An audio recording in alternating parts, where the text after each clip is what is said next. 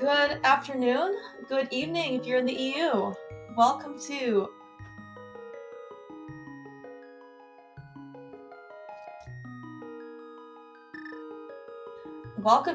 another Link to the Past NMG bracket match. This is Winners Bracket Round 5. Today we have Gem versus Shady. Two very well-known runners here in Link to the Past community, both in NMG, both in Rando. These guys are absolutely no stranger to each other. My name is Claire Mouse. I will be commentating the match today with the one, the only #1 seed of this tournament, Ari. How are you doing today? Yeah, we're doing well. Super excited for this race. Two good friends, both like veterans of, especially the Rando community, but dabbling in NMG. And it's great to see them face off against each other, and looking forward to how it'll go. Yeah, you consider this dabbling? I mean, these guys are like, they have some really solid times. Especially for this stage in the tournament. So I guess we'll start out with Shady, who's considered the underdog. He has a 127.07 PB. This is his second match in winner's bracket. Oh no, sorry, third match. He beat out Relkin, he beat out Kyung, and now he's going to take on Gem. And in fact, it was actually quite the upset. Despite Ganon's best efforts, Shady managed to pull out the win in a pretty close race against Kyung. Gem has been sitting pretty here in winner's bracket, just waiting for his next opponent. And his PB is so his official speedruns.com PB is 125.59.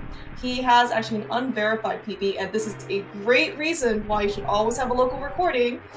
Is that the one time he actually had a true PB of 125.47, he was not locally recording, and there was like a 35 to 45 second gap that he didn't actually have audio. He didn't have recording for. Spliced. Yeah, that's right. And of course, we're off. Yeah, so again, first two parts of the run probably not going to be a big difference between the two runners. So I guess we can just talk a little bit more about the runners. Yeah, so Gem, winner of at least one tournament, right? He won SG Live at one point. Did he win anything else? I'm trying to think. he probably won a bunch of stuff. Or if he didn't, he was like second place. I mean, Gem is definitely a force to be reckoned with in the Rando community. And Shady also like speedrunner of Super Mario World, and I think he also played in Unthought of Goose Game tournament. Oh, did he really? Yeah. That game is so unexpected. Yeah. But yeah, he likes playing different games, and he's really good at Super Mario World as well. So no stranger to speedruns. Yeah, certainly. At least as of recently, Shady has been really trying to get his practice runs in. At least for the tournament, his performance has actually been right around like the 127, 128 mark. A couple of 130 sprinkled in. Gem, though, getting some D-Rust run, he's also been pretty consistent in the 127, 128 time, so this actually should promise to be a pretty close race. And in fact, actually, there was actually one, I think, group race that Gem had versus Lanks, where this is another great reason that you should always play to the very end. And in fact, Gem clutched out a really tight Ganon phase 4 to kind of beat Lanksian by I want to say something like 7 or 8 seconds, despite being basically behind by like 45 seconds the entire round. Yeah, that was a ridiculous race to watch. That was quite something.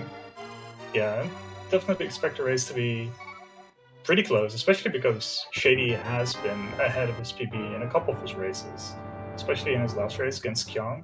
That's right. Yes. Oh, yeah. That's right. Even so, like Shady was on PB pace basically up till Ganon, and then at least Infinite Ganon didn't happen, but Ganon definitely claimed that PB as well as like 3 of Link's lives or something like that.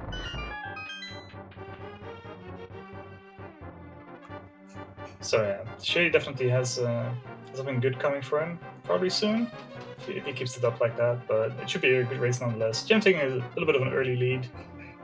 Some really clean movement so far. Yeah, I think I saw pretty similar approaches. At least the ball and chain got both racers going for the 8 slash. I actually don't imagine tech being too different from both these runners because I think they both do true pulls, in order to get their requisite 110 rupees. Yeah, so I imagine that we're just going to try and see as clean execution and the same, I guess, like tech and strategies from both these runners. Yeah, I'm not exactly sure what kind of an approach Shady takes in his runs. Like, I think he plays relatively safe. I'm probably a bit more familiar with like what kinds of strats Gem does during like runs. So we'll have to see. Yeah, I may or may not have heard that you were Gem's unofficial coach for at least part of this run. Yeah, a little bit. All right, so we're coming up. We've rescued Princess Zelda. This is going to be one of the first main sources of enemy RNG. You already saw Gem getting kind of bullied by these ropes in Escape. The movement is somewhat erratic. You do see him boomerang some of these enemies away. So boomerang does save 3 frames over a sword slash in order to try and get them out of the way. Shady, on the other hand, managed to kind of dodge a bunch of the ropes. And getting some, relatively good RNG, still managed to keeping his full health. Yeah, definitely catching up to Gem a little bit, especially in the dark classroom. Oh, both getting really good red RNG then. Yeah, I mean they're like super close too. That was really good to see.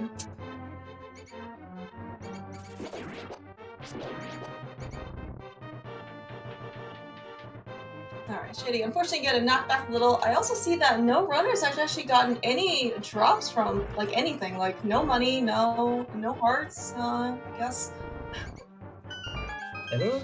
I mean, apparently for Gem at least a blue and a green dropped, so it means he has a blue coming. I'm not exactly sure what Shady got so far.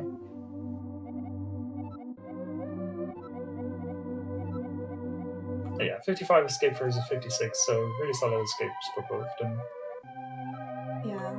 Yeah, escape is one of those places where you really like to try and get a good time, but hopefully in the grand scheme of things, the escape time won't matter too much. It is the first 6 minutes of the game, but yeah, both runners making it out of escape with an under 6 minutes, so it's definitely promising. Yeah, we're definitely getting to the stages of the brackets where it's probably expected to get times like this. But it's always good to see it affirmed anyway. Yeah. Also, coming straight out of Escape, we also do see that both runners did end up picking up Sankart. I think there are only a handful of runners, like I want to say like 2 or 3 instances where runners have skipped Sankart. So especially, maybe in PP attempts, you can have the option of skipping Sankart, saving yourself a free 3 seconds. However, in a race setting, this extra safety that you can spend is probably going to be well worth your time to pick up. We have seen many a death prevented by basically having an extra heart container as your maximum health. Yeah, we'll get to see how many shoutouts to Sankart we get in this race. Yeah, even coming up to the first dungeon of this game, Eastern Palace, despite it being relatively low on the difficulty scale, the fact that we are only coming here with 4 hearts in this case, or if you skip Sankart for whatever reason, 3 hearts, there are going to be enemies that do 1 heart of damage, and it's the movement around those enemies are actually pretty tight. And not to mention, of course, you have like the nickel and dime, half a heart here, quarter of a heart there, can really just take away and kind of. Runs don't often die in Eastern Palace, but they certainly have the option to. Yeah, for sure. Things only have to go a little bit wrong timing-wise in order to really take off big chunks of your health, and actually recovering properly from like the movement that you're used to is pretty difficult. Yeah, I mean, so muscle memory is both a gift and a curse, right? So once you're used to something, you can execute it, based on muscle memory. That is great, but yeah, once you get off, it's certainly a bit dicey. Yeah, and then kind of taking the wheels off the gas pedal and just taking a step back. It's easier said than done in that case, especially when you want to go fast, right? Yeah, and there's something like, I want to say 500 screens, something like that, where you probably have some amount of muscle memory built in, and so in order to keep consistent and focus, especially towards the end game, right? It's certainly much more difficult and quite requires quite a amount of endurance for this. Yeah, that's for sure. It's low-key underrated how much energy it takes to keep focus for an hour and a half, and especially in race settings. It's pretty easy to be exhausted by the end. Yeah. Sorry. So we're coming up in the. Oh. Oh no, coming up in the first room where it's actually probably takes a little bit more technical, or it takes a little bit more of a puzzle base. So we actually saw that if you want to try and complete this game and get the big key the more like casual or intended way, it is a kill room. So you want to try and go around and kill the Popos, and then once the Popos are all dead, the antivirus dispersed from that pot. You can hit the switch and then get your big key. That is actually quite slow, and avoiding the antivirus at the end is actually quite erratic. So instead, what we're going to try, what Shady at least demonstrated, the first time, was you can try and damage boost off of the Popos, taking half a heart, then using the iframes to hit the switch instead. Yeah. So in that time, Shady actually also got a blue and a red drop, so he's done with his rupee hunt. So that's nice to see. Alright, so at least on Gem's side, you see he's actually being a bit more cautious here. He has some heartbeats of encouragement. Going for, oh wow, Shady. That was a pretty close red Igor there. Surprised it didn't hit. And he's missing the arrow drop now, so he's gonna have like fewer arrows for those Palace now. Right, and he's not even gonna get the arrow drop in bottom spell. Yeah, at least that was also Gem saw. See some pretty good quick armoses on both sides. Shady, leaving an extra arrow for the wall as decoration. Yeah, really seeing armors from both of them at least. Both had a little bit of an issue in various parts of the dungeon, but nothing disastrous, no deaths, so. That's right. One of the most important things that can't happen. Actually, in fact, right, Gem was on one heart. Sing heart already paying off for him. Yeah. I think Shady was as well in Zelda game room. I think he went down to them as well. Oh, did he? Okay, all right. I guess we only have Gem's audio, so I only heard Gem's heartbeats. All right, so we're past Eastern Palace, we're past Escape. We are past the 11-minute mark. This is right around the time where, as alluded to by Gem's file name, this game is now playable. We have the boots, which will let us go super fast for the rest of the game. Yeah, so this is where we get more various techniques and where the game becomes a lot more difficult to do optimally as well. So we first saw the first example of spin speed already, where you get the dashing speed in normal movement. It's definitely speeds up a couple of screens by a lot, and it's pretty commonly among the various vanilla and random communities that once you get the boots, the game becomes so much more fun. That's right, yeah. I think there have actually been quite a few, I think the main tournaments qualifiers going on, and it seems like quite a few of those seeds actually started, or for the most part progress without boost for the most part. Definitely can feel a bit like of a slog. Oh, actually, okay, so we do see some differences here coming up to try to get the book out of the library. Gem, you see him, dashing through in order to enter in the library, whereas Shady looks like he actually decided to pull off a second spin speed to get in. Yeah, I mean, if you can get it consistently, then it saves a solid chunk of time, at least half a second, optimally, I think. It is hard to do, though, and for some runners, they decide, like Gem, to just go for the safer strat, to just dash to the library and make sure they don't miss a spin speed or get stuck on the stairs or something. Yeah, I mean, I certainly did see that Shady had just a slight hiccup getting into the library. I've definitely seen it in practice runs where it, spin speed or super speed is really great to have. It's also, somewhat more difficult to control as well, especially entering, very tight corridors, like doors, for example. Basically times where you can't really nudge any wrong movement, you're basically just gonna bonk. Yeah, that's spin speed is really cool. It is a lot harder to control than normal movement though, and that you can definitely see in screens like To the Library that you need to be very precise. Yeah, we're definitely also going to have an upcoming spin speed.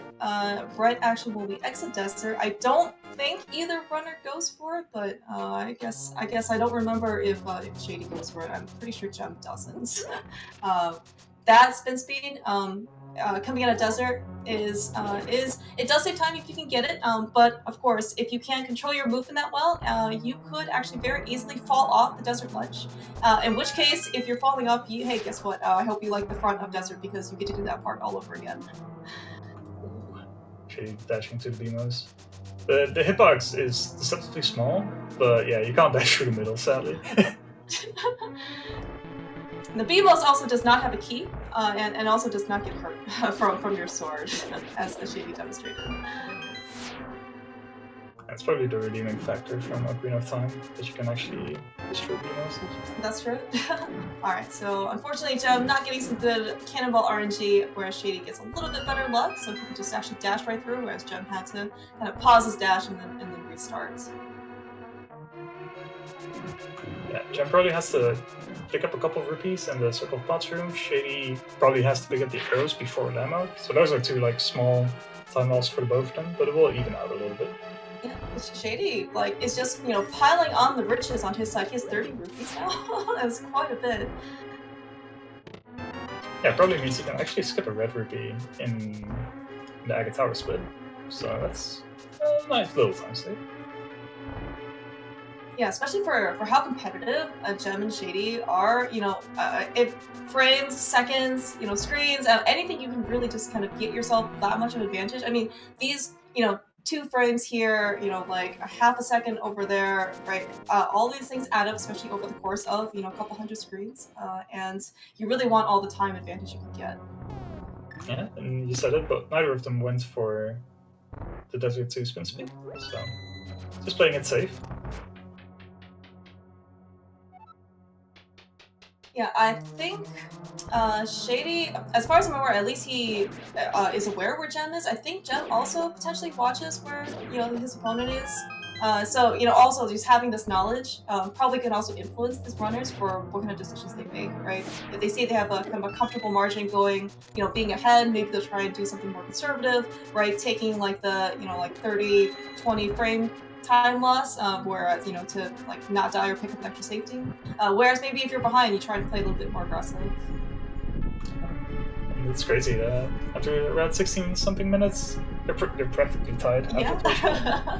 So yeah, here's the big difference maker though. Lamo's a really difficult boss. Each Lamo needs 4 arrows in the head. Yeah, there's a lot of RNG involved. Oh yeah. All right. So Gem unfortunately having kind of also not a great RNG based Lamo first cycle. First one did a short hop. Looks like he's recovering pretty well. Second cycle though. Yeah, all these short hops, man. Yeah, the last one still needs 3 for him. That's a shame. Shady also just barely missing out. Gem also down to a heart and a half. Alright, so Des managed to get him down. Shady, very similar times. Yeah, that was both. Was it 5 cycle for the both of them? Yeah. Yeah, you also just see that both Gem and Shady kind of bonked the back wall to try and get themselves set up for that first cycle. So I think is it something like 24 different patterns? I think that Lamo can do the first time, and then after that it's just basically your reaction and some RNG for how long they stay in the air. Yeah, I'm not exactly sure about the exact amount of RNGs that are possible. It's I kind of grouped them in areas that they jump to, which kind of differentiate how you handle them. But it was definitely getting hit there on Gem's side was it immediately throws off the rest of the fight, and it's really rough. Oh. Okay, so for both of them, wow, look at this. This is a lesser seen kind of synced the first setup from the other side of the screen. So what we just demonstrate is for both runners, so we don't have flippers yet, but we would like to come up to Death Mountain as fast as we can. And one of the things that we find out later about in this game is that there are whirlpools available that we can do. But in order to use the whirlpools, we need to be able to swim. We don't have 500 rupees yet to afford our flippers, so instead we're going to do a minor glitch called Big Flipper. If we screen transition, in this case, as soon as we also enter the water, the game thinks that, oh, you must already have the flippers because you're already in the water, so it just lets you swim for free. So of course, there is also a pretty hefty cost if you end up getting hit in Big Flipper state. I think there's something like a 17-minute infinite quote-unquote scroll that you kind of have to go through, which is pretty much a run killer at this point. You are not allowed to save and quit in this category, but I think for the race, specifically just for that instant, you are allowed to save and quit and start at Link's house. Yeah. Yeah, pretty much what you said. So, I know that Jem has been trying out some new controllers. He ordered some new ones and like has been trying out some different rubbers. So I'm not sure if like he transitioned really low on the screen. So I'm not sure if the diagonal just didn't press correctly or something. I'm not exactly sure what happened on Shady's side either. Maybe he like released his sword and it got like a small pixel boost. There's some funky stuff like on the fake flipper. Yeah, and also, yeah, like Jem's also trying to, enter the Dark World portal. Also seem to have a little bit of issue going through. Although, I think we also just kind of took for granted the fact that both runners ended up getting up to Tower of Hera with no damage from Death Mountain, which is amazing. Like, all the damage I think they took was actually before they climbed. Yep. At least on Jem's side. So yeah, that means that nothing can go wrong in Tower of Hera, right? That's right. It's not like there's like all kinds of mini Moldorms and like chip damage, and that there's this big boss that can just knock you down and cost 30 seconds of time. Oh, no. No, of course not. Yeah, we actually, in fact, we definitely did not see both runners paying the 1 heart entry cost, getting into the basement, where this is, I guess, considered the auto-scroller of the game. We've got a handful of tiles just trying to aim at you, each doing 1 heart of damage. So you see Shady and Jem kind of taking different approaches to try and pass the time. This is both, what they consider to be more fun. Yeah, there's a couple different strats you can do here. You can either do like a boom dash, land on the peg, so you have some iframes. There's a couple, like I think Yoho and Kyung both like doing pot spin speed in that room. There's a couple of cool things.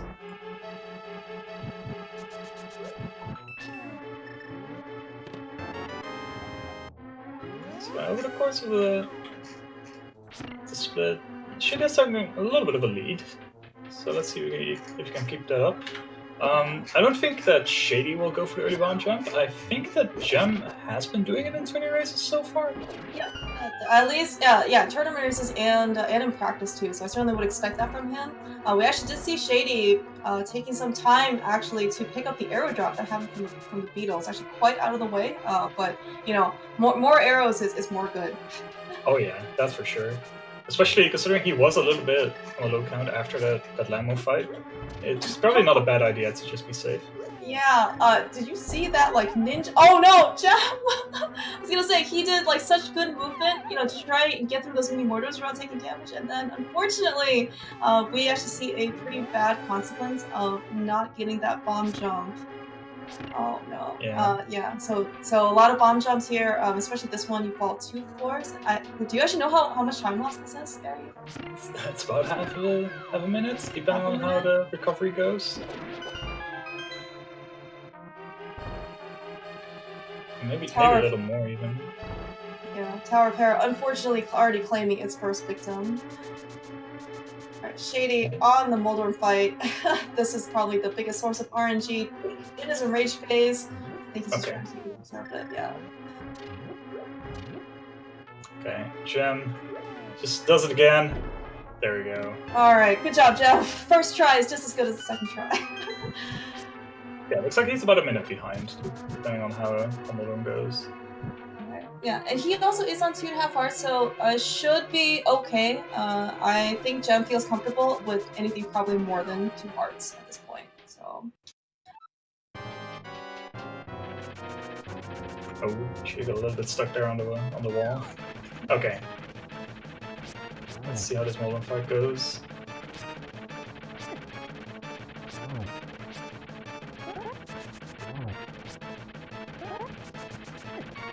Oh no! Oh no, Jeff!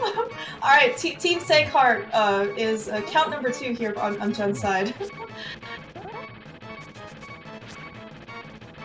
Oh, it's the hesitation that's so scary. Man. Oh wow! All right, Jem pulls off the win against Moldorm. That was a pretty tight fight. Whew. All right, Jem. Unfortunately for him, does not end up taking a second fall to Moldorm. We actually see that this is probably one of the reasons why we also want to have hearts. You know, everyone is very familiar with the Moldorm fall, but sometimes you can, for no fault of your own, you can also just get nicked by Moldorm, and we can see that every Moldorm hit also does 1 heart of damage. So it's always great to see that we got some safeties. Yeah, and just having more hearts means that you can play more confidently, which probably means that you make fewer mistakes. That's right. Yeah, I mean, yeah. No, I was gonna say, just like you were saying earlier, Ari, right? Like when you kind of get off your rhythm, right? Like it's really sometimes can be difficult to recover from, right? When you are, used to being confident and just kind of letting things go, and then now you're trying to second guess yourself. Every little piece that when you're not kind of like on muscle memory is just going to kind of like tilt you that much more. Yeah, it's like difference between hesitation and fear or something, or whatever. There's probably some wise words that could be said there, but all right, so Shady picking up his Master Sword.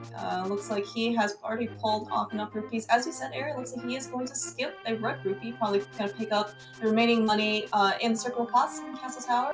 Taking care, in this case, not to get hit before he ends up killing 4 enemies in order to get that red rupee tree call. Yeah, so Shady's all set in order to get to Agate Tower and get to the Dark World. So that's nice. Yeah. All right. Yeah, I was gonna say taking one of our first unfortunate or unintended bonks there, but of course, he has a pretty comfortable lead at this point, so probably not too concerned. Yeah, it's easy to get complacent once you're a solid chunk ahead, though, and especially after a few splits, once people start catching up, it's like, oh wait, I do need to be careful. Yeah. All right. So looks like Gems hopefully also did not get bamboozled by anything that's hiding under the bushes, like bush guards, bush bombs, anything that will 2 damage. So he's gonna also pick up his money. Also Shady, good for him in order to keep his beat. Oh no! Oh, that is some bad luck on Shady's side. All right, so we wanted to keep beams. Hopefully, Gem will have better luck on that room. So we unfortunately saw a heart and fairy drop on Shady's side. If you dash kill enemies in this room specifically, where if you beam the blue guards 1 time and then dash kill them, you do not advance the price pack. And we want to keep that fairy that we saw appear from the blue guards and the drop from the pokies in Turtle Rock, because that Turtle Rock's a lot more dangerous dungeon, does a lot more damage in that dungeon, so we really want the heart refill there. Yeah, especially because usually you take some intentional damage in order to speed up a room, and being able to recover all that health and be safe going into all the charms and pokies in the dungeon is a nice boon to have. Both of them having some issues though. Alright, okay, so we also do only see the hard drop on Gem's side, so there is going to be 1 more enemy coming up in Palace of Darkness, which is the mini Helmasaur. That is also in the same price pack of the blue guards and the pokies. So there is actually still a chance that the fairy will drop there for Gem, but he at least has a 50-50 shot of it not dropping. Shady, on the other hand, I guess he could kill like a bunch more enemies to hopefully try and get us to to try and cycle back to the fairy, but it could be a bit dicey. Yeah, it would probably be pretty late in Turtle Rock as well, past most of the dangerous parts. Because I think only there's a minimum Helma and Skullwoods that you could potentially kill in order to advance the price pack any further, and until then, there is not a lot of enemies in that price pack. Alright, so Other than that, Shady had a really solid Agatara, by the way. He's actually sitting solid chunk of time over his splits. Yeah, Gem having some also pretty nice execution, using that shield to his advantage, so being able to deflect all the spears from the guards. Reading the RNG correctly by using his menu pause buffer to the boomerang effectively. And yeah, it's like both runners are gonna come up to Aghanim with being pretty healthy. Yeah, hopefully I don't take any damage on Agado. Yeah, I also so is this 2 blue balls so far for Shady? I think I missed the first couple. I think 2, yeah. Okay. Yeah, so so Aghanim, of course, one of the biggest sources of RNG. Uncontrollable at this point. So hopefully this is we're hoping this is not going to be a differentiator, between 2 runners. Like let's say one runner getting 1 blue ball, another runner getting like 6 blue balls. It's going to be definitely pretty unfortunate. Shady though is really racking up those blue balls. Yeah, let's hope it's not going to get any more. I think it was free. I think he just got 1 in the second cycle. Yeah, I want to say that the record, at least in tournament blue balls, is 11, held by Chex Human. It's a pretty unfortunate run. Keep up that luck tomorrow, Chex.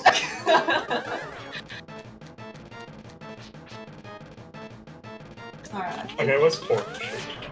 Yeah, so Gem is on 2 blue balls so far.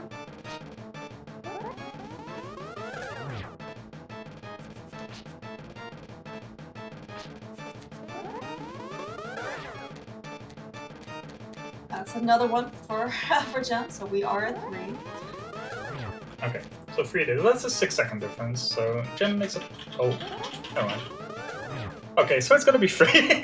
That's a 6-second difference. That's right, yeah, I think someone, I can't remember now who it was, but someone posted at the beginning, like, there's a 50% chance that you get, there's like a 6-second difference between the number of blue balls, which is pretty cool. Yeah, it was 6 or 12 or something, so it was, like, that's manageable. Yeah, alright, so Shady being the first of our 2 runners, finished talking to Aghanim and via telepathy, and he is going to make of course what is probably the most fun and comfy part of the run, which is Dark World, starting with Pod Overworld. Relatively clean so far. Oh good. I was actually afraid that he was gonna bog, but just nudged that. Didn't get lottery by any of the Ropas. Taking never not taking damage is always a good thing, especially coming up in Pod. So what's going to happen is also getting past that Ropa is you don't want to get hit when you're with Kiki, because Kiki requires 10 rupees for you to follow him, and then another 100 rupees for him to open up the Pass of Darkness. If you end up getting hit, both runners end up only having that was a good dash cancel on Gem's side to react, so he doesn't take damage. But yeah, if you end up getting hit with Kiki, you're going to have to kind of scrounge up another 8 rupees somewhere in order to pay his carrier fee the second time. Yeah, it's kind of rude that he just asks for it and to follow you, and then just runs off whenever you get hit. Then he wants another 10 to follow you again. It's kind of what an extortionist. Yeah, Gem getting a little bit of unlucky RNG with the double right bomb from the Hinox. Then that's solid overworld. Yeah, ends up getting, so Gem, of course, is also very caring Hyrulean elf. Gem has boots. It's gonna lend them to Kiki also as well. It's just to speed up that little part.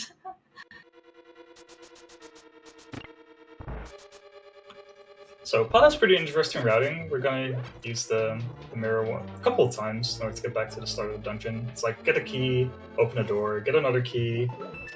Open a door for the big key, and then we're gonna finally get to the back where we're gonna do a pretty difficult trick in order to do fast. Now we're done. Yeah, it's double horizontal, no, double vertical pixel, perfect, align.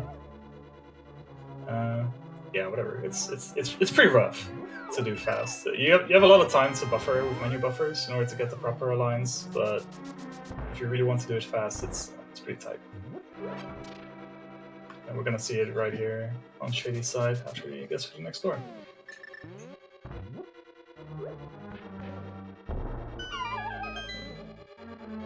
Oh, he does get the magic as well. Yeah. Shady getting all of the drops where I guess he actually just doesn't need to. He had pretty much full health when he got the heart and fairy in Castle Tower, and he was pretty much half full magic. Also, a really nicely done hammer jump on Shady's side. Yeah, a little bit of issue getting on the first pixel. A couple extra menu buffers, but no, no falls, so that's good. Yeah.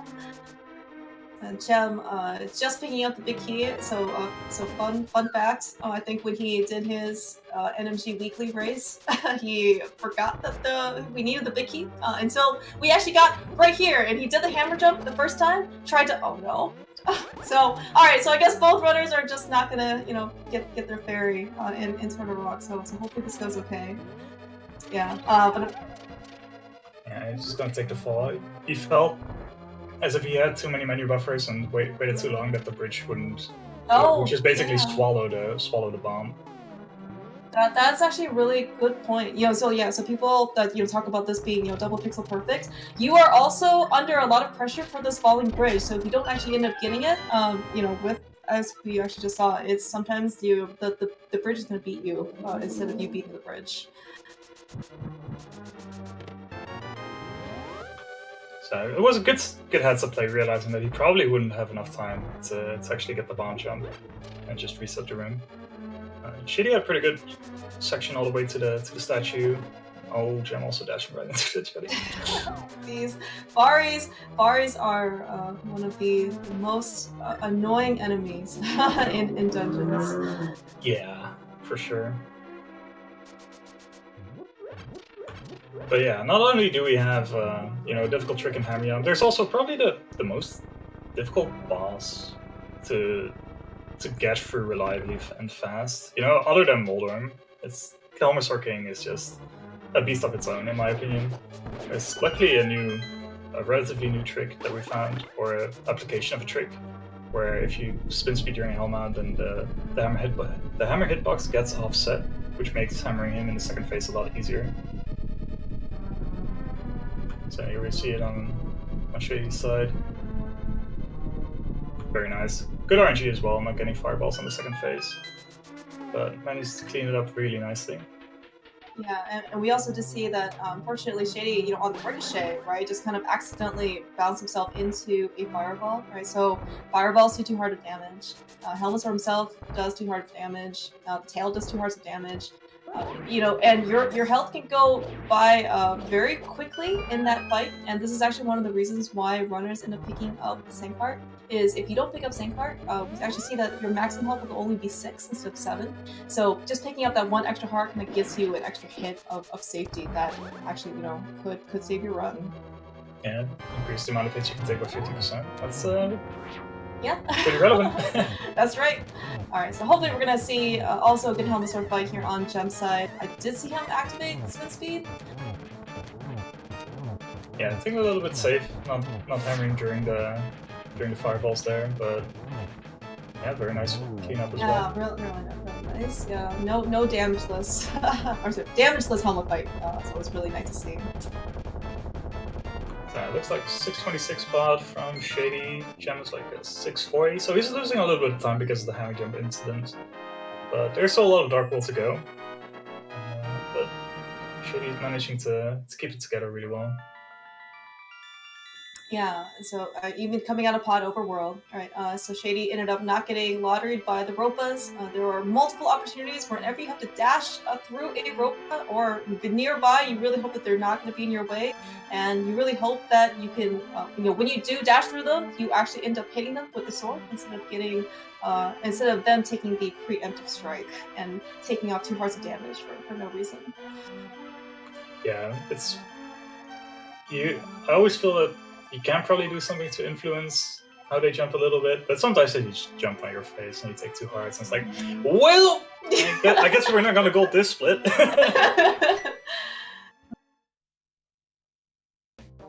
Okay, so we are on green mail for the entirety of the game, but every segment, you really want to try and keep your health because you really don't know what's gonna, be unexpectedly taking your health away in the next couple of segments.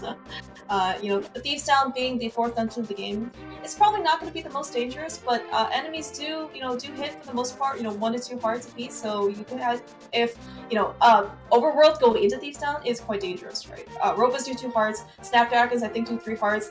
The Murder Dactyl, even though that looks pretty close, if you do it correctly, you don't get hit. But if you do, for some reason, it also takes 3 hits. So you really don't want to be at a large health deficit when you go to Thieves Town. Yeah, and the Dark World just is such a huge increase in difficulty when it comes to like things taking or doing damage. Everything takes more hits to kill.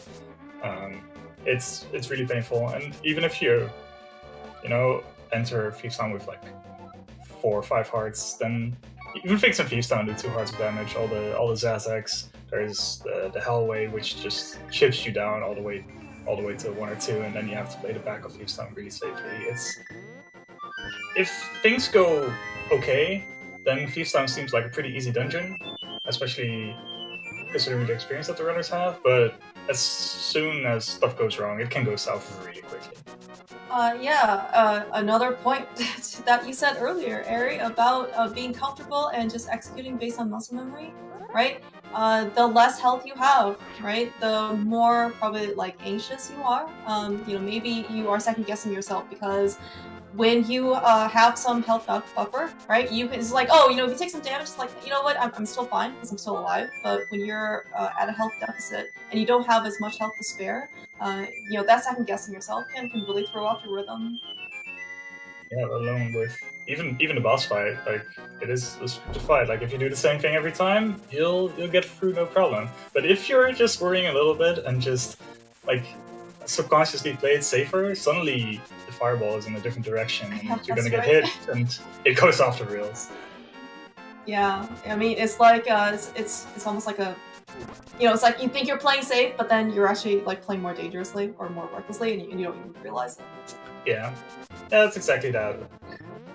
It's like trying to get a backup heart somewhere, but because you're not actually used to picking up the backup heart, you actually take damage doing it. It's things like that. It's yes. Yeah, actually, I think it's actually Ace versus Jax. I think Ace, I don't know, unfortunately died to blind, and he said that like this is just basically just has not like happened like since forever. So it can certainly happen in tournament races.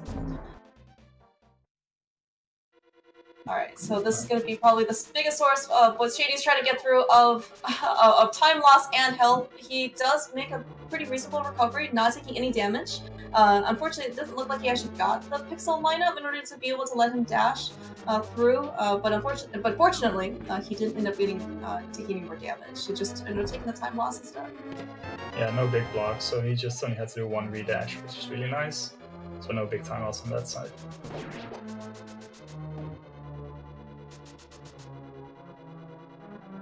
Alright, Shady, making sure to wait so that the bomb floor explodes in the Thieves Town attic.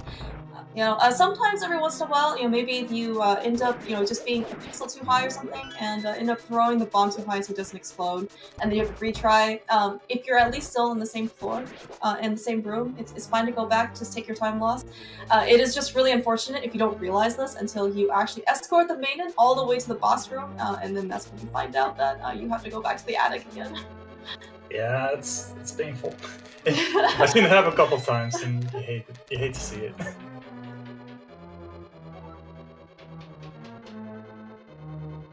So I saw a hard drop on Shady's side, so I think he completed a full rotation of the prize pack. So he may be able to actually rotate all the way back to arrows if he's lucky. Just a small thing I noticed there. Other than that, both of them actually have solid Thieves Town so far. Both had a little bit of issue during the Hellway. Gem actually managed to walk back on the God Pixel, but then the things were in the way anyway, so he had to go to the side. But other than that, really nice Thieves Town from both of them. That was a dodge. All planned, I'm sure. Gem just reacts really well. Alright. Let's see if Shady can stay on script. So this is one of the few bosses actually where if you do the same thing every time, Blind will do the same thing every time in reaction. So there is a set of movement patterns where you can take no damage. Shady, even with having sword beams, pulls off the Blind script fight very well. Yeah, definitely a very nice fight. Alright, hopefully in this case, Gem will have a similar blind fight. We are coming up to the conveyor belt with some more annoying Baris and some not getting electrocuted, which is always really great to see. Electrocution on the conveyor belt, it actually can be quite compounding because you get electrocuted, so you get a knockback. You have to sit through the electrocution animation, and the knockback sometimes knock you also off the conveyor belt. So you could just like lose like 3 hearts for just all at once. There may or may not have been runs where runners have died, basically trying to dash through that conveyor belt. I hate.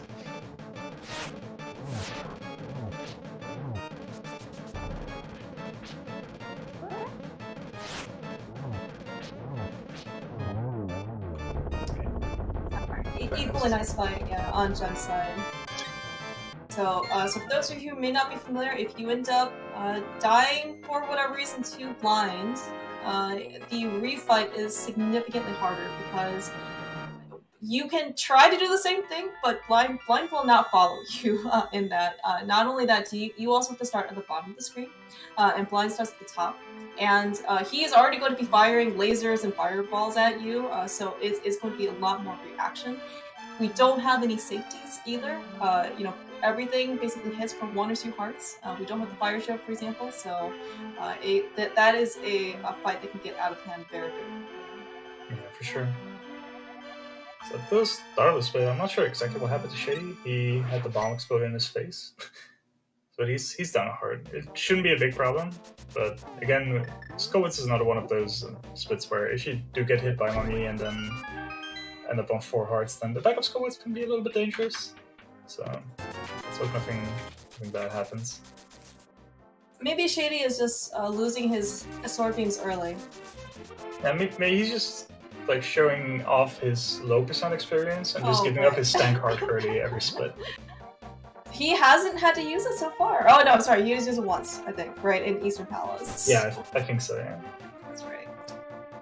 Oh, missed the last spin speed of the game. The last spin speed of the game? Is that what you said? Yeah. I think Shady does his shopping during Mire. So okay. Yeah, okay, that's right. I was like, I thought you still do 1 more spin speed off the Death Mountain, but if he does that, then he should have a shot. Yeah, exactly. Yeah. So I think we did see a fence dash on Shady's side. Yep. So hopefully this is we're gonna see both. Oh wow, Shady just running past that spear, so he doesn't get nicked and stopped his dash. Yeah, I think there's like 1 movement from the enemy where you have to look out for him from the spear that he can hit you, and everything else you can actually just dash by safely. It's there's like safely, and then there's like safely, like just like I think like outside of Pod Overworld, I think if you do the dash correctly past the murder dactyl, like it's safe, but it looks so dangerous. This also might be maybe just one of those times. Jen didn't hit it.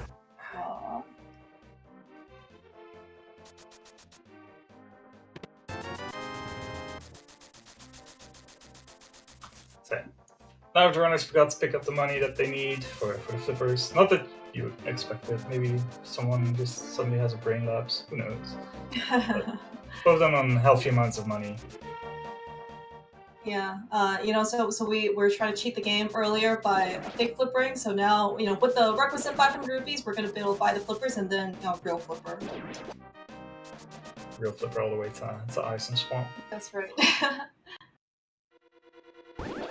So some weird high five from both of them. We're in the same room. Yeah. Yeah. I guess a gem taking most likely unintended, but he got a damage boost, from the Gipto actually into the right place in order to pull the statue up.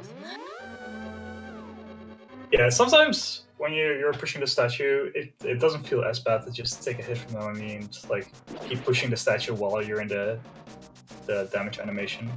And sometimes you do get knocked down or up, and it's a little bit more awkward. But in this case, it wasn't that bad for Jim. Aside from taking the damage. Shady looks like he's actually having a pretty good back of Skull Woods. He had some pretty friendly fire bar or fire snake RNG, so he was just able to dash right through. Just following his rhythm and muscle memory, looks like he's gonna get back here pretty well. So hopefully he'll have a good math fight. Looks like he has a good split here. Well, it doesn't look like he got the double poke then. But really good cleanup. Solid 8 out of 10. Yeah, very few spikes moved, and that was definitely a very fast moth fight. So this is true in general. For every single boss fight that we encounter is you want to kill the bosses as fast as you can. But this is particularly true for moth. The longer that you let this fight go on, definitely the more dangerous this fight is going to be for you. The more that moth gets to kind of move on its own, the more that the random spikes get to kind of attack you. It's just going to be much more reaction based as the fight goes on, as opposed to hopefully just keep slashing leading up to some more safety. Yeah, it's kind of funny how most of the Dark World bosses are actually like that. The longer that it goes on, then just the less you actually have any idea of how to properly handle it. Yeah. Between Helmasaur, Mafila, Vitreous, Cold Stare. It's like, yeah. Especially Cold Stare. Yeah. Speaking of moth fights, holy frick, that was a fast fight on Gem's side. We didn't even have, the spikes didn't even have time to warm up and start fidgeting. That's how good his moth fight was. Holy cow. Yeah, so if all the spikes are still on the screen there, then it's a 10 out of 10 fight. So that's what we use our metric for. It's like the amount of spikes that moved is minus the 1 minus on the rating. Shady. Demonstrating why the fighter shield is so important, coming out right into going towards Catfish. Sometimes that moblin, is going to be mean and try and throw a spear at you, but good thing Shady did his shield block, so he could block the spear and then comfortably dash on the rest of the screen. Yeah, the shield is low-key a really good item in this game. Because you actually use it in Agate Tower as well in some RNGs, and before you enter Swamp, there's this moblin that actually throws a spear as well, which you can block. It's a really good item. Yeah, despite the fact that shield does cause lag, so we try and get rid of it as much as we can, but it does certainly come in very handy at times.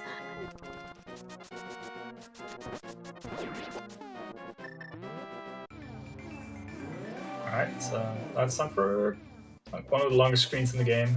It's really hard to do well. There's a couple of dash lines in here that are really tight in order to maximize them. But yeah, so we actually did see Shady. Oh, that moblin! Alright, so unfortunately, when we dash, we don't have the shield for reason holding up in front of us. It's just the sword. So Gem unfortunately cannot block the spear that was coming at him. He does, fortunately, gets to kill the Ropa instead of getting hit by the Ropa. So half a heart, full heart is something that Gem, I think, can recover from. There's going to be a couple opportunities where he's going to pick up a bush, and hopefully there's going to be a heart just like that. So one of the most important things, of course, despite this segment being so long, is we really want to be able to keep our health and most importantly our sword beats for the entry of Ice Palace, which is why you really want to try and take care in order to not get hit. Yeah, the time also getting hit is just one thing, but actually not having beams for most of Ice Palace is a lot worse.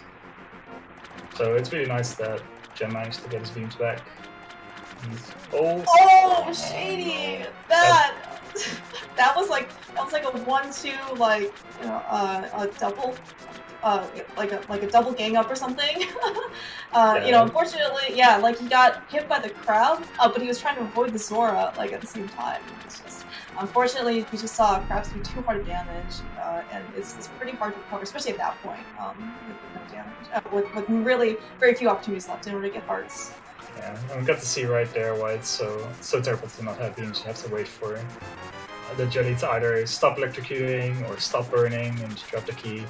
And even later on, because now he has 2 hearts and he only gets 1 heart back in the next floor, he doesn't have beams for the conveyor room, which also can be really awkward depending on some NMGs.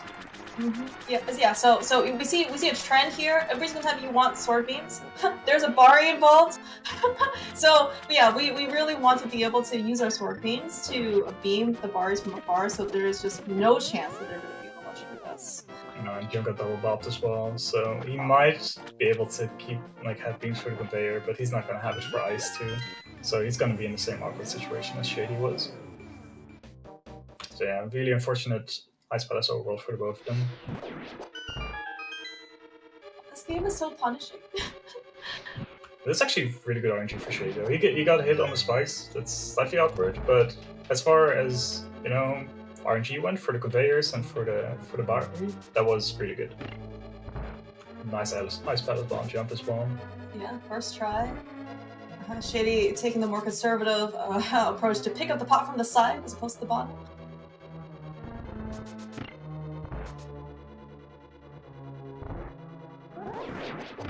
But yeah, it's slightly unfortunate that every single time that Jim recovers a bit and then might be able to save a little bit of time over Shady, that something unfortunate happens for Jim as well, which probably makes him lose more time as well. So he's having a little bit of a hard time actually catching back up to Shady. I mean, at least, yeah, the biggest part, unfortunately, was just Gem failing the early bomb jump in Hera, which was, causing, to fail, and pretty much take, almost a minute time loss, I think, with additional, some amount of time in pod. But other than that, there's still a lot of game left. Shady is actually coming up to one of the most dangerous bosses of the game, which is Coldstare. And again, hopefully Shady's going to be able to kill Coldstare very quickly, and not let the puffs get the best of him. Really clean 6-slash. So that was actually not too far off his goal, so he definitely has a goal coming here as well. But as far as his Dark World goes, Shady's actually having a really solid Dark World after what happened in Pod. So I think at least Gem has some nice free stair clip coming down the stairs, and going to face Coldstare. Didn't even end up spitting out on the left side, so he is actually going to be able to keep all his health here. Hopefully Gem is also going to have a nice, relatively clean and fast fight on Coldstare. Yeah, nothing could go wrong here. Nothing. Harry.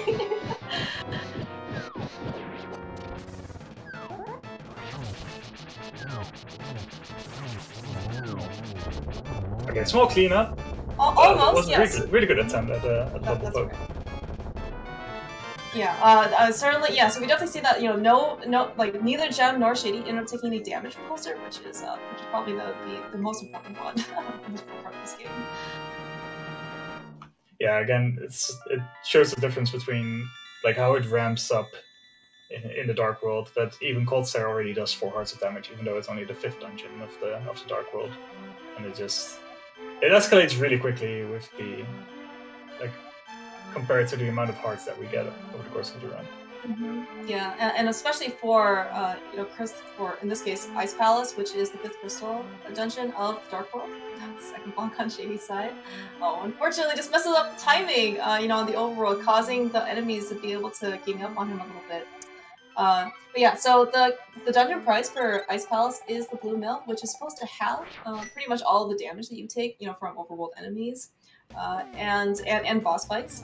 So at that point, right, the game says, oh, you must have blue mail, so let me just ramp up the damage counter on Coldstare. Every puff that you take, in this case, is 4 hearts of damage. And you actually did see that despite, I think Gem and Shady having, 6 and 8 hearts of damage going in, right, 4 hearts out of that is basically just 1 hit, right? So they really didn't have very much buffer in order to be able to kill that fight. And so with how erratic and chargeful Coldstare's movements can be, you can basically just get hit and then unfortunately get nicked, and then you're just done. Yeah, especially if all the 3 puffs are still alive, then the fight becomes so chaotic, and there's a lot to take. That's right. So we see a little bit of a small route difference here. Gem picks up his Ever Medallion here and Ice Rod in Turtle Rock? No, he picks up Ice Rod in Mystery Mire, actually. Yeah. The reason why he picks up Ever during the Swamp Split is to minimize the amount of damage that he's going to take, because he really wants to have beams for Mystery Mire, whereas beams are less important in Swamp Palace. So it's okay to take a little bit of damage in Swamp Palace, and he'll gladly trade having to do an extra spin speed for that. So just in contrast, right, from we just defeated Ice Palace, was the fifth crystal dungeon of the game on Green Mail. We're coming into Swamp Palace, which is supposed to be the second dungeon of this game in the Dark World. We typically do not have 10 or 11 hearts coming in, being only the second dungeon, the enemies also don't hit quite as hard. Most of them you see are skeletons. They do have a heart because we saw them early on Eastern Palace. You will see, some of the other things maybe do like 1 heart of damage. So you're really not too much in danger of getting just bulldozed by enemies. But you take half a heart here, another heart there, and maybe before you know it, you are down to 4 or 5 hearts. There are no heart beeps to kind of warn you that you're on low health. And Argus himself does 2 hearts of damage, so you could actually, be in a pretty precarious situation. Yeah, but most things really only do half or 1. There's only the things that come out of the pipes. I'm not exactly sure what to call them. They do 2 hearts, but you that's right. It's unexpected. Yeah, but they should never be in the way anyway, so you'll usually be fine. And of course, there's Argus himself, but it's only in rare situations where you're really going to be in danger of dying. So that's why people recently, over the course of the past few years, slowly switched over to Ever in this split, because it's not as bad to have lost a couple of hearts already. Yeah, although, so I know they have to go up Death Mountain one more time, but at least certainly the trips that they have made up to Death Mountain so far have actually been pretty nice to them. Haven't basically taken off almost any health from our runners. Yeah, let's hope it stays that way. Yep, absolutely.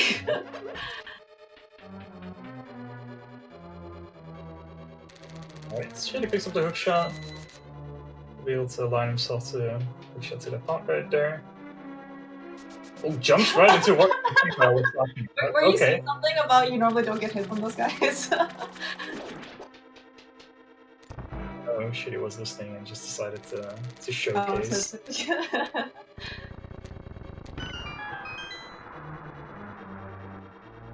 I guess both runners will be picking up both paths of arrows just to be on a healthy total going into Mire. Yeah, 19 and 20 will respectively be enough.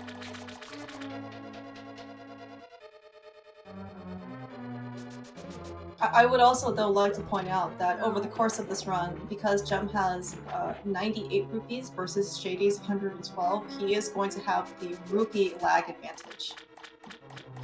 Actually, disadvantage somehow. Disadvantage? Yeah, you really want to be on 100, because then the game takes less time to calculate the rupee count every single frame or something.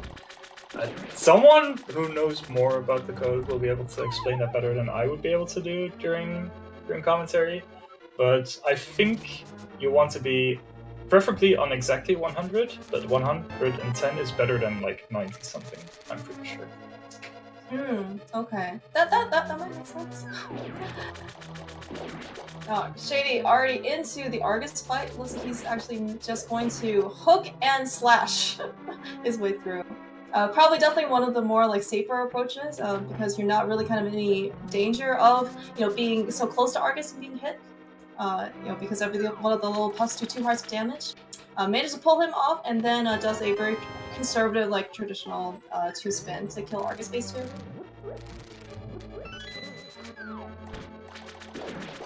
Alright, so I know that traditionally Gem tries to go for the 0 cycle, and so you're going to see him try and hook poke the puffs away, and if you could do this quickly enough, it also involves some pretty high level of execution and a good amount of good movement from Argus, some cooperation. He's going to be able to kill Argus before he even gets a chance to release all of his puffs. Getting a little bit of unfortunate there. With the Bari being electrified, it means that Gem could just dash where it had delays things slightly.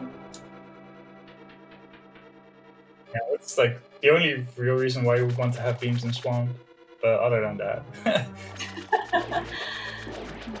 it's actually also not that common that you get to like have basically beams for that specific room, and it's always the case, right, where you finally have beams, you can beam the Bari away, and then he's not electrocuting, and it's when you don't have beams, like he's like lighting up a storm.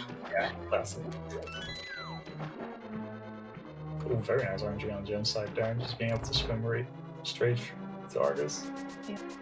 All right, so. As you mentioned, so we're here on Death Mountain, and also there's no more spin speed on Shady's side because now he has hook speed, so he can just activate hook speed on the stairs instead of trying to do a spin speed on the sword. A lot easier execution in order to get our super spin speed. Gem got booted a little bit there by the last buff. Aww. Yeah, I did see that. Unfortunately, it looks like he had a good start, but unfortunately there was it did not end that well. Oh no! Whoa! What a gatekeeper, that dead rock. Well, there we have Shady, like it's showing why most people do it during the Swamp split now. You hate to see it. Like KD definitely was being a good gatekeeper there. Alright, also picking up Ice Rod. So we are also, despite being in the light world, this is arguably one of the most dangerous parts of the light world because there are crowds here, and we're still on green mail, despite everything that has happened. Shady looks like he is taking no chances and slashing up any more grass because just like bushes, grass can hide bogs, grass can hide guards, and if you're not careful, because you're in such close proximity, you can actually end up getting hit from guards, from bombs, from crabs, and they just do so much damage just like that on guard. Yeah. I think Shady was also trying to farm some hearts that he lost by killing crabs. So he managed to get back to 10, which should be enough. But it's still, like he's still going to be a little bit slower in Mario 2 because of having no beams, but it should be fine. Oh, Gem also getting a guard right. Oh wow! All right, so Gem also didn't quite get in the door in the cave. So that's too. I was actually really worried about that crab going up.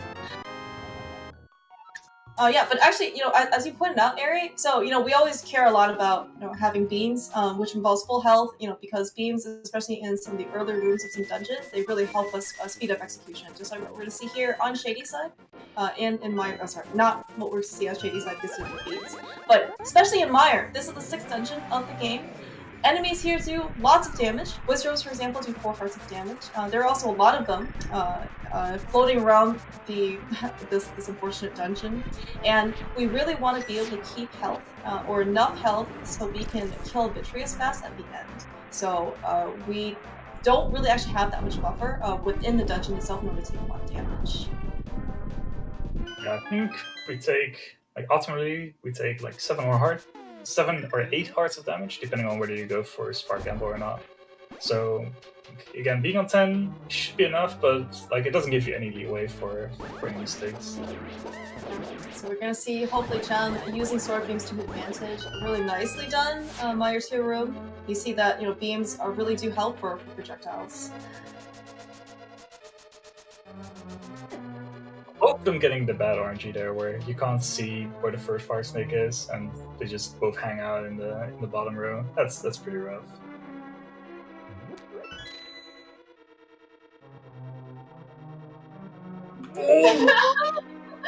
Oh, okay. Wow. All right, Shady. Maybe Link is just really good movement on his side. Not getting hit. Every single one of those beam hits is definitely another 4 points of damage. Those 4 hearts as well. So from here on out, almost every dangerous enemy just chunks you. Like these slugs in Gem's room as well. They do 4 hearts. Any of Vitreous' eyes, those 4 hearts. It's gonna be the standard. Yeah. We also did see Gem using that fire rod that he has available. definitely burning the Bari. It's actually a pretty good reaction to burn the Bari instead of slashing, right? Because whenever you see an enemy, just kind of instinctively try and slash at it. Baris, remember, they electrocute you, and you really, health right now is kind of at a premium. And, Gem knowing he has a full magic refill coming up, Fire Rod shot is basically free. What was that spark on Shade?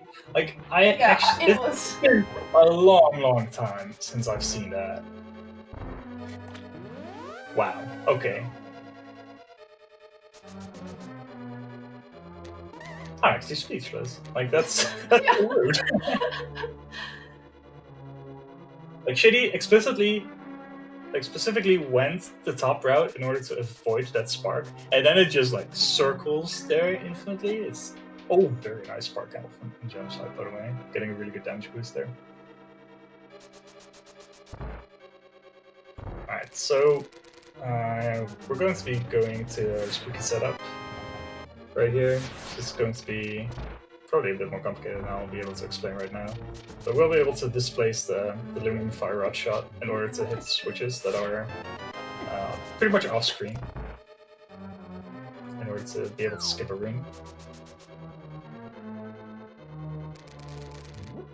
Yeah, looks like the first fire rod shot hit. Despite that looking like the fire rod shot hit a spike, it is really technically, at least according to the game, a switch instead of a spike. And unfortunately, Shady didn't have enough magic actually to hit the last torch, which is essentially a switch there. Had to kind of go up and hit the real switch. Oh, that's because he shot against the block in torches or something? I missed that. I guess I must have missed it too. But I mean, it actually kind of looks like he has enough magic, but maybe he actually didn't. Alright, so this is... That's because he picked up a magic from the pot that he threw at the switch. Oh, right, I got it. You would think I would remember that after seeing that literally 5 seconds ago. Alright, yeah, so it's really clean and well done victorious fight on Shady's side. This is actually one of the reasons hopefully Gem will have just as good as fight. Why we want to keep full health, or at least enough health, for this fight. So everything on Vitreous side does 4 hearts of damage. The slime that surrounds it only does 1 heart of damage. So what we really want to be able to do is take damage from the slime, damage boost and use the iframes in order to really just get in Vitreous's eyes, I guess, and spin slash his eyes away. Okay. A little bit of a sketchy Vitreous on Gem's side, a couple of extra cycles. I didn't get a clean second spin, so I had to do a lot of cleanup after the third one. But other than that, I think he actually managed to catch up a little bit on Shady. He had a bit of rough mire, especially because of what happened on Death Mountain. He had to play a little bit safe in a couple of screens. But still a solid lead. But, the 2 most dangerous dungeons are still to come. They're pretty rough. Especially because some of them have... Oh no. Oh! Alright, yeah, that I was actually pretty surprised he was able to fit through, because it definitely did not look friendly. Nice to, tuck in his belly a little bit, squeeze by. Yeah. So actually, Ari, is Gem's arrow count okay coming out of Mire? Nope. Okay. Oh. Yeah, neither of them have a fairy coming up. Shady already has 3 hearts of damage. I'm not sure if he's going to bonk the rock that's right outside of this cave in order to just refill his health, be safe. Otherwise, he's... okay. Oh no, Gem. Oh, that was just a really unfortunate boulder or 2. Alright, so he does at least manage to get through the Valhalla screen, relatively unscathed. Shady, looks like he's going for hook speed, and is going to enter in the TR quick portal. Apparently not free. Yeah, not even with super speed.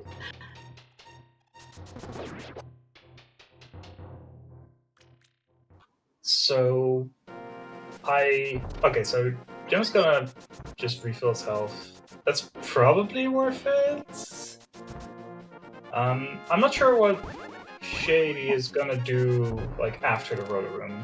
He might just mirror out and not go take the damage boost in order to preserve health. We'll have to see. Okay, also not free on gyms. I wonder who thought, this quick work was free anyway. Yeah, I don't know. It must be some crazy person. Yeah. I was seriously thinking. Yeah, so like, I wonder if, as you said, Ari, like maybe Shady will end up doing something, a bit not quite on muscle memory, just because, especially if he knows that he, has a pretty solid lead over Gem. Normally what what runners would try and do is they would damage boost off these rollers, but if you don't have the damage to spare or the health to spare, then you can actually just mirror out, just exactly what Shady is doing, and you can preserve your health potentially for later things. Yeah, a small extra bonus is also that Shady knows he doesn't have the magic drop coming up, so getting the free refill, like by mirroring to the start, is actually not the worst idea. Yeah, we also did see Gem taking advantage of his beams coming into Turtle Rock. Not often seen because just because we don't usually have beams based on what happens in Death Mountain. He was able to beam those Baris from far away. Looks like Gem is actually going to go for the damage boost off the rollers. Yeah, it does save like 4 or 5 seconds doing that, so it is like really worth it, especially if you know you're behind and need to make up time somewhere. Oh, there was a 5-drop that Gem really liked. Both getting both drops from Brookie Zero though, so that's nice. Really unfortunate RNG there on Gem's side, but oh no! Oh no! Oh, okay, wow. Alright. That's a pretty good recovery there on Jump side, being able to react to the RNG from the chain chomps pretty well. Yeah, you definitely don't want to get hit from chain chomps. I have heard some people say that they are the worst enemy of the game, or worst set of enemies in the game. Those guys do 4 points of damage, and you cannot kill them under any circumstances. Yeah, as far as sports rooms in the game go, it's definitely up there.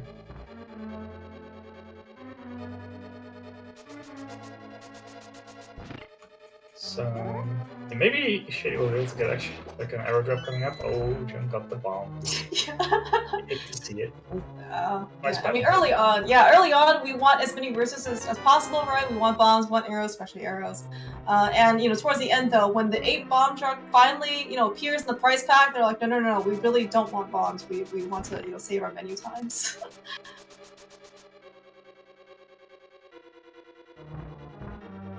Alright, unfortunately, Shady, of course, neither runner having the option of the fairies, definitely not going to be able to have sword beams for this particular room, so it's going to have to use the Kano Samaria. If you have sword beams, you can actually use sword beams, not only for Baris, but also to hit crystal switches. Oh, wow! I don't know how he didn't get hit by that Poke Ricochet. Must have been able to slash it, I guess, right before it hit Gem. I don't know, but he's probably not complaining. No, I'm sure he's not. You definitely want as much health as you can, especially going into a pretty dangerous Trinex fight. Yeah. And, oh yeah, not to mention Laser Bridge, which is where Shady is on right now. Shady going for fast laser escape, very nice. They get hit by the red beetle, but that's not as bad as getting hit by the laser, and he'll still be on a healthy life total for Trinex. Yeah, so just like Colster Puffs, just like Vitreous's eyes, Trinex himself also does 4 points of damage because at this point the game assumes that you have female. So Shady looks like he's on 8 hearts, so he is only going to take 1 hit from Trinex. But if Shady really needs to, he can try and ram himself into Trinex's body, which actually only does 1 heart of damage. Alright, looks like Shady is going to go for a backdoor stress, hopefully going to guarantee himself the 1 cycle. It looks like a really good phase 1 here on Shady's side. Yeah, very nice fight.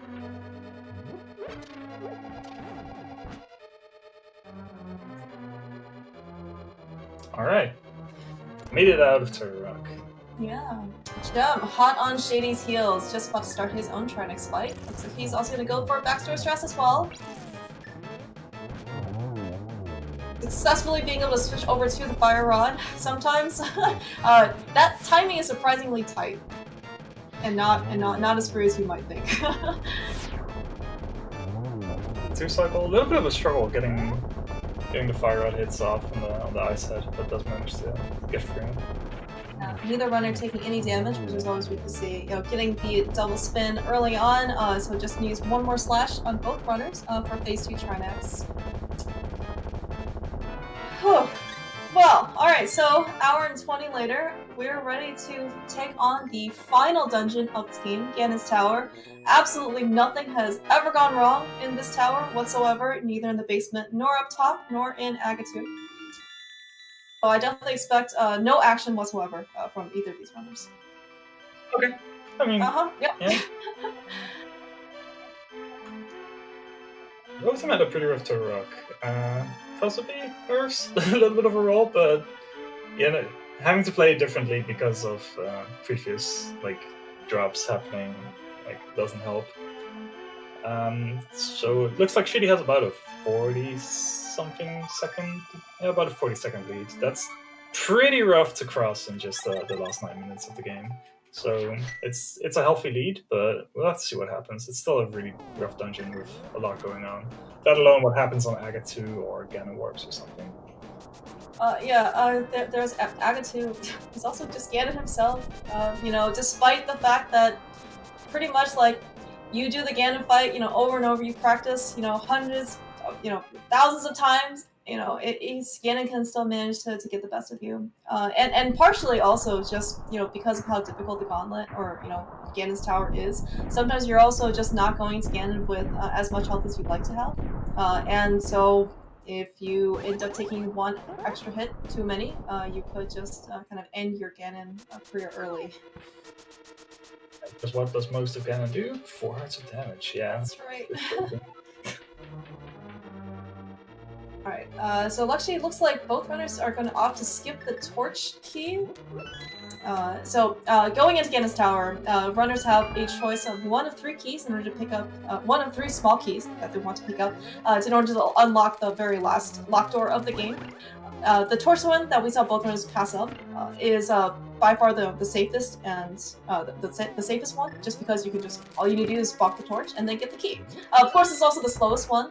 But if you want that time save, you're definitely going to try and get one of the ones. Most likely, I think both runners are going to go for the one in the chest right before Moldorm 2.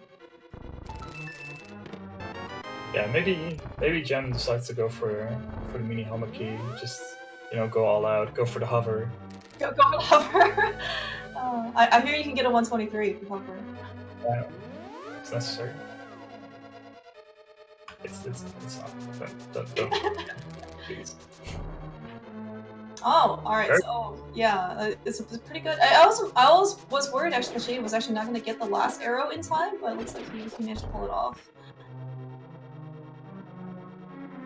So Jem needs to realize that he does not have enough arrows right now, and he does. Okay. See.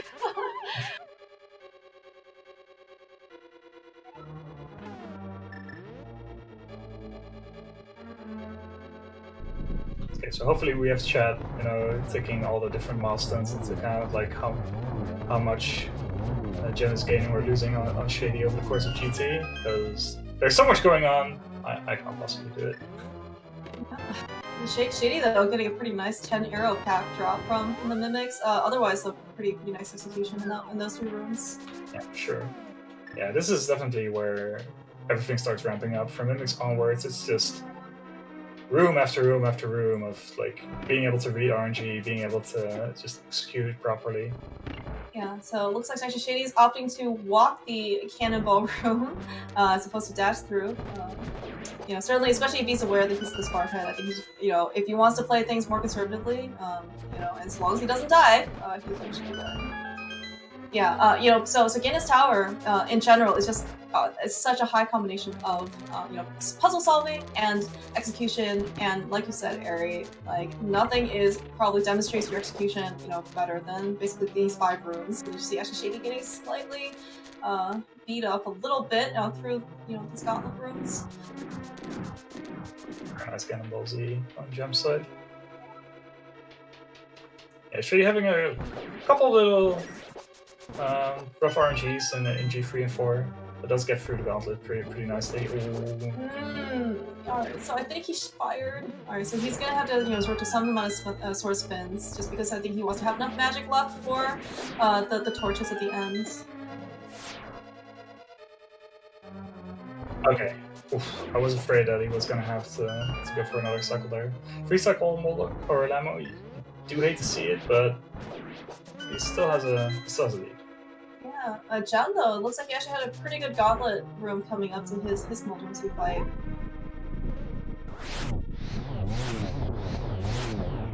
Yeah, much friendlier RNG too. He did have a couple short hops there, especially on the second land mode, but managed to pull off that second fire rod shot. Yeah, as long as he goes towards the middle, it's not as bad. Yeah, being able to get one cycle there definitely saves a lot of time. Okay, Shady playing it safe, just dropping down.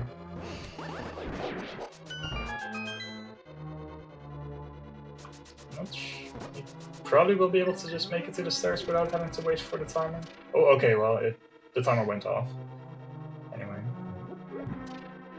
Gem also, Gem's making up quite a bit of ground. It looks like also both runners ended up not getting frame ruled by the red guards. Always really great to see.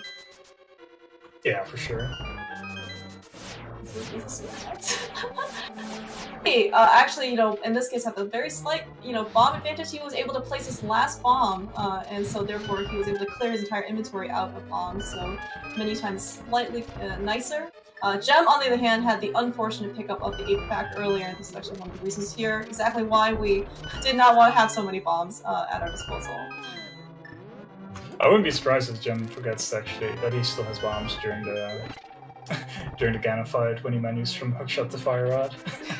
Oh man, I certainly hope not. Oh wow, Moldorm. Okay. What a jerk!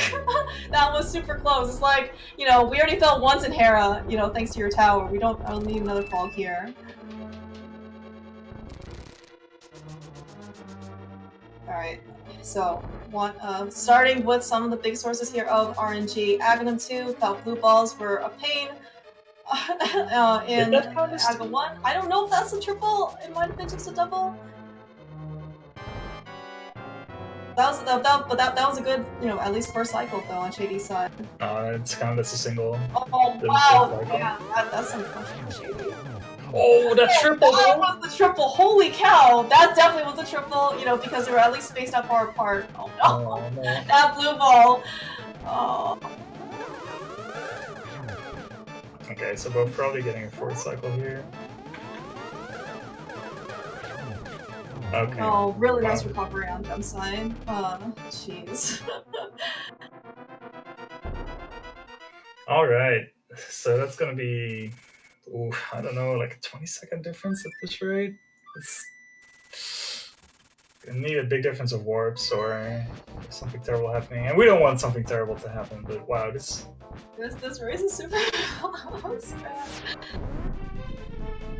Alright, I think so. Shady has 7.5 hearts. So Gem has 6. So both are gonna only be able to take one fire bat. Before they have to start over.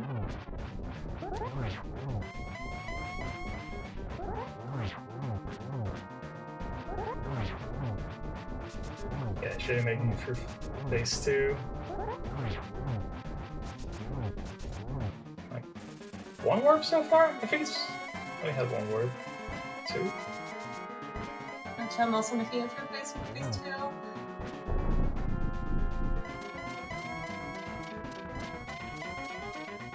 Yeah, and Shady gets to fire the torch glitch, so should be smooth sailing from this point onward. Yeah, so torch glitch at this point is pretty important, for both these runners. Yeah, so of course, the torch glitch is, as long as you can light the left torch before the right one goes out, the right one will never go out. Looks like Gem also got torch glitch. So torch glitch is going to be able to let you get triples in when you spin and do your master sword silverless fight. If you don't end up getting torch glitch, it's not only tedious, you have to kind of go back and forth in order to try and light the torches. You can only really practically get, two hits at a time. But Shady is the first of our 2 runners to get the 12th spin in on Ganon. He is waiting for this fanfare, going to cross this bridge. What a race. And claim first place in our race today in winner's bracket with an official time of 1 hour, 27 minutes, and 54 seconds. GG's. What a race. Holy cow. Yeah, Gem very, very shortly behind, finishing in second place. Let's see what the time difference is. 1 hour, 28 minutes, and 10 seconds.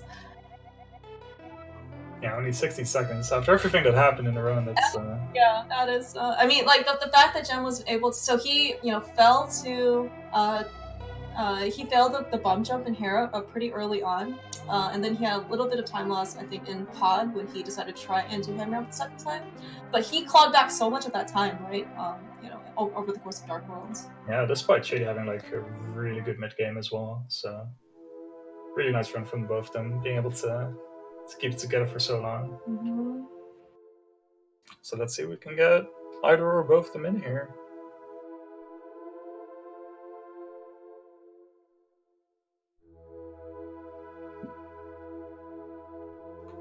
We have at least Gem here. GG's. Hi, Gem. GG's. Thanks.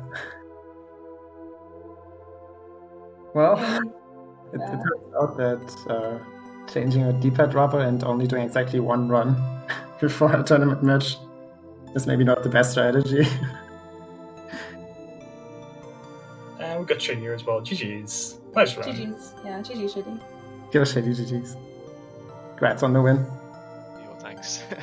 I'm not quite sure how I managed it, but I guess I avoided Hera for the most part. Screw Hera. It's the worst split. It's awful. It's like a coin flip whether it lets you do a run or not.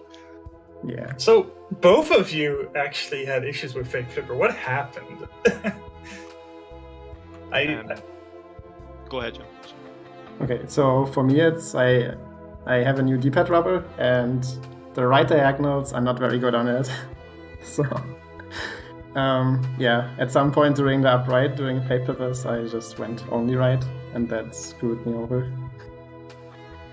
Yeah, I think for me, I tapped A too early, so I didn't get the quick hop, and then obviously I hold Cardinal right to do the Fake Flipper, but I'm still on the ledge, so I just walk into the transition. So I just tapped A too early. Okay. Yeah. Until then it was... Well, actually, like, through most of the Light World until early bomb jump, it was like a super close race, and it was like a back and forth. And then, yeah, after the early bomb jump fill happened and into the Dark World, it was... it was really nice to see how like both had stuff happen the entire time. And it was only really towards the late game where you could see Jem clawing back. You could kind of see it in the split as well, where she had a really, really good mid game and managed to gain a lot of time over his balance PB. And then it's mostly like after Swamp Palace where it started getting a little bit rougher. He also had some stuff happen on Death Mountain and all that. It was pretty awful. I feel like I had a few annoying enemies thrown at me. Like plenty of it was my fault, but I feel like there's a few just really a little bit unlucky RNGs or just not handling it very well. But yeah, just a lot of slop in the end game, and I was steadily losing time. But I knew that I just had to avoid a really bad death, like a death to Chomps or something like that, or a death to Canada. And I felt like if I just avoided that, I probably would still squeeze out the win, even if there was a bit of slop. Were both of you watching the restream? Yeah. I was keeping an eye on it, so like I checked it every now and then. Every other cutscene or something, I would see what was happening. Right, good. I got a little nervous during Ganon because like I was like doing the end part before GT, I was like synced with my gameplay with Shady's restream gameplay. Oh, and and then Sandy and Aga 2, I see us both in Aga 2, and then I was like, oh shit, maybe I have a chance. Yeah, I think I had about 10 cycles in Namo 2, and that probably made up. Oh, no. Catch up. Oh, that was a bad fight. Everything else in GT I think was mostly fine, but that was a really bad one. Yeah, the 23 cycle ammo too, and 4 cycle agate too. That was pretty rough, but the rest was really solid. Yeah, that's for sure. Like the fact that you're then only plus 16 over gold. Yeah, that was pretty much the rest tied your gold then, so that's really nice. Yeah, the rest felt pretty good. Gauntlet felt pretty good, and Basement was a nice more time. So I think overall I played well. A few bits of slop towards the end game, and the Light World was just back to rubbish as usual. But I avoided the big stuff. I just had a lot of small bits. So that's really the story of the run. And both of you have like a very different approach to sort of rock, knowing that you didn't have any drops coming. I guess, well, also the race situation, the fact that I'm ahead of Gem factors in as well, because if I didn't take 3 hearts of damage as well in the overworld, I'd still just do the damage boost. I don't really care. I still have double the health I would in a spoiler log race, so it does. It's like it's dangerous, but it's not that dangerous if you just like play accurately. It's not 4 hearts, yeah, that's for sure. Yeah. Well, speaking of drops in TR, isn't that 10 arrow drop from Pokies after the bombs? No, it's the very last drop. Oh, okay. So I think bombs is the 5th one, and then you have... Yeah, and then I got a heart and the red rupee. Yeah, and after that is the arrow drop. Okay, I thought it was earlier in the prize pack. Yeah, when I got I was like... Oh, sorry, Jim. Yeah, I was like very annoyed that I didn't get it, because I tried... Like, I waited on all the Pokies because I thought it would be coming up. Oh, I see. Yeah, and you like missed the 5 drop from the Stealthos like right before Pokies. Yeah. Well. Yeah. That felt really bad. Yeah, when I got the full magic drop from the mini helmet on Pod, I figured there's actually a chance I might loop through the prize here.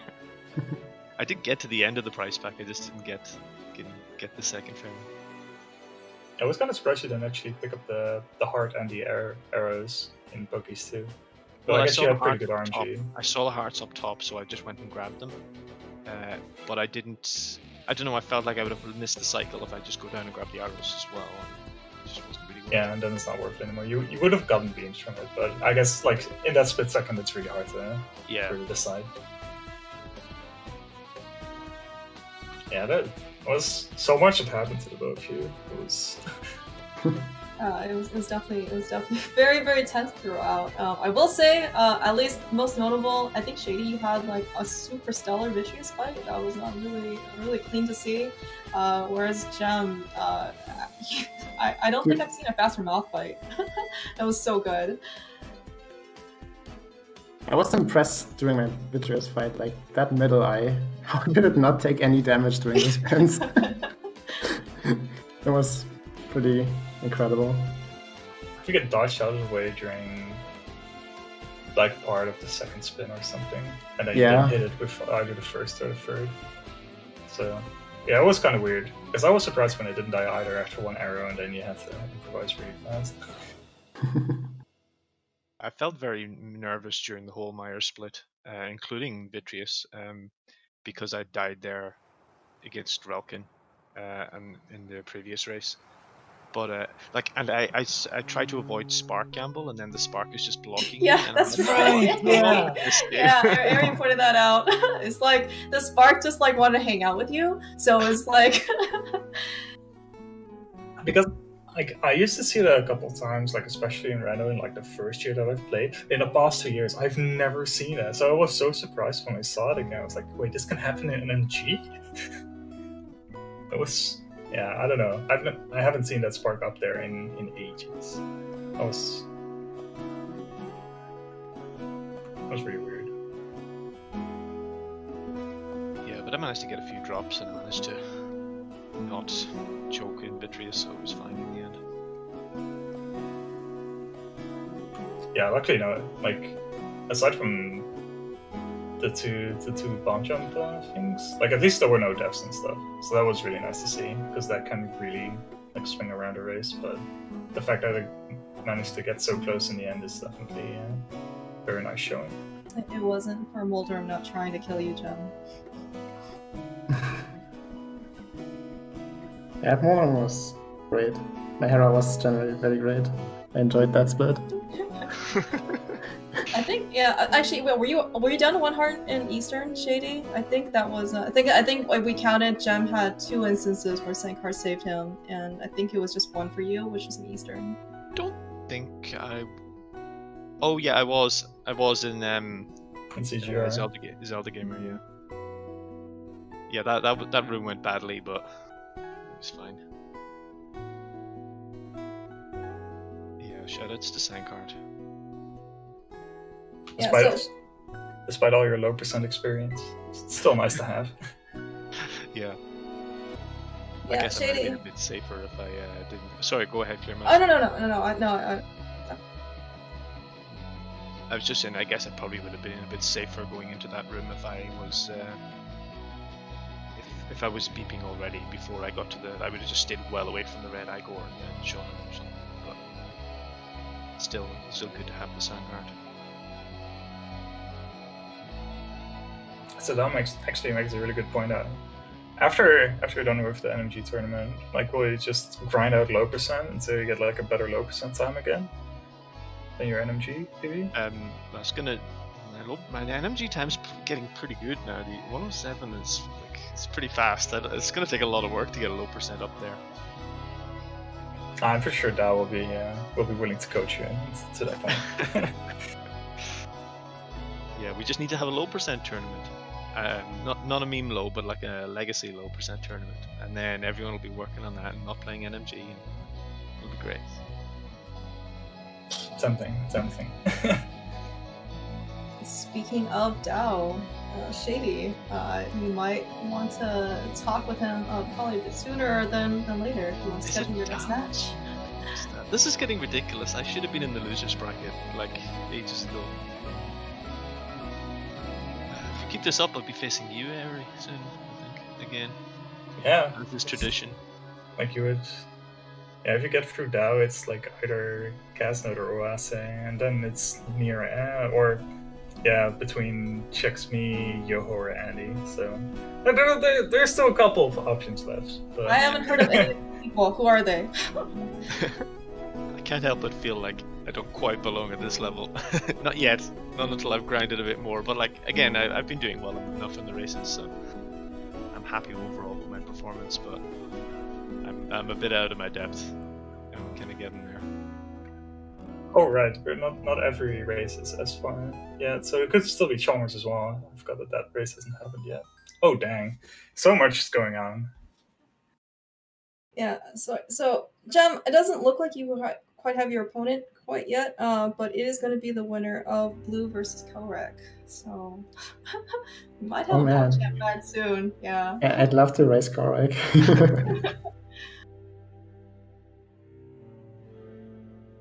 Yeah, I think that race is happening on, I want to say Saturday, so we should know relatively soon. Okay, definitely gonna be on the lookout for that. Gonna be great. Mm-hmm. Any other thoughts from you guys? Just thanks so much again for commentating, Clear Mouse. I think this is the second race of mine now you've done, so I really appreciate it, and thanks, Ari. And thanks to the restreamers and all for putting on this. I'm looking forward to watching it back. Yeah, it was a great race. Definitely a pleasure to commentate. So thank you so much.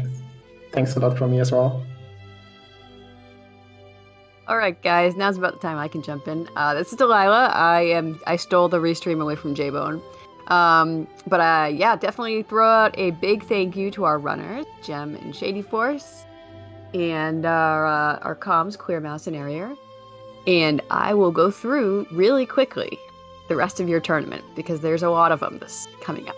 Alright, so today's Thursday, and tonight it looks like at 10 p.m. Eastern is Apathy Duck versus Blaine. Tomorrow at 4 p.m. Eastern, it is Arier versus Checkshuman. Let's see what else. And then again at 7 p.m. Eastern, it's Tam versus Trinex. And then, let's see, Saturday. What do we get on Saturday? Oh boy, we got 6 o'clock Casnode versus SNES Chalmers. 8 p.m. Blue City versus Korek at 9 p.m. Void versus This Is Not Toyoho. And that's where I'm going to stop because Sunday, of course, is going to burst out too. But thank you guys so much. I'm going to actually, I think, send you over to Void because he just started and you guys like this stuff. Have a great day, everybody. Thank you so much.